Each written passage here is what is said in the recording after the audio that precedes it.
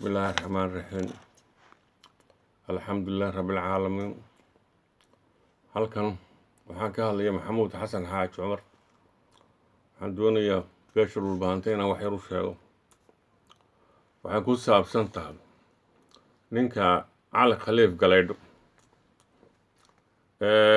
doonaya hadda dhulbaantay inuu iibsho oo isaaq ka iibsho ninkaasu buuhodle maantuu yimid wuxuuna halkaa dad uu la hadlay ku dhaartay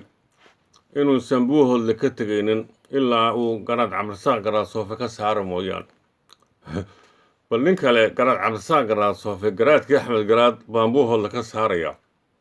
sow nin waalan maaha dhulbaanta waxaa idiin sheegayaa ninkaas waa ninkii taleex aad u magacaawdeen inuu khaatimo madaxu yahay waa ninkii hanti badan aad geliseen oo wixii dhulbaanta haystayba aad u dhiibteen waa ninkii dumarka dhulbaantee dibadda jooga dahabkooda ay u iibsheen iyo waxay xoola haysteen ee isaga gacanta laga saaray ninkaas waa ninkii buuhodle markuu yimid halkaa ku dhaartay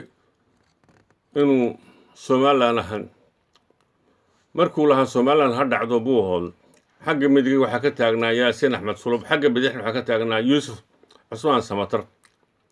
balle cad waa ninkii 5 jeer naagtiisa ma jeerteen furay yidhi wallaahi baana somalilan aadan xilaahay furan baana somalilan aadan ninkii saas ahaa waa ninka siinaayo kula shiray caynaba ee uu diiday gurigiisii laascaanood inuu tago oo kula shiro oo yidhi caynaba igu sug hadda shalayto waa ninkii kula shiray muuse biixi ninkii dadkii dhulbaantee laayay isaaq ku sheegaan mujaahid inuu yahay hadda lacag badan baa la soo siiyey buuhodle yimadan wuxuu yidhi garaad cabdisaaq garaad soofaan ka saara mooyaane ka tegi maayo anuu ninkaasu mar walba waan aqaynay konta soonad baan aqaynay conman weeyaan reer xamarku waxay dhahaan turufatoore wuxuu moodayaa buuhodle wadaadkii waa laay ogaadeen in cabdilla xasan wixii uga shaqeeyey inuu ugama shaqaynayso ninkaasu waa ninka wax u dhiman yihiin waa nin aan tolkii aan u tegi karin reerku ka dhashay waxay joogaan kalabeydh iyo laascaanood uma tegi karo looma ogola marka waxaan idiin sheegayaa ninkani meeshan buuhodle xalay wuxuu keenay calamada xusbiga kulmiyo kaadhar baawur ku wadayna wuu keenay cid u cadaynaysan ma jirto ninkan wuxuu doonayaa meesha in lagu dilo laakiin dili mayneen intan doorashada isaaqu ay dhacayso ha iska jooga hodheelkiisaas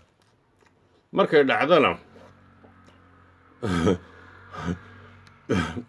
dee meeshuu aadayay isaaqu iyagaaba isdilaya markaas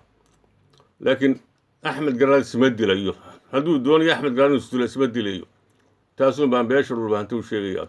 waa idin salaam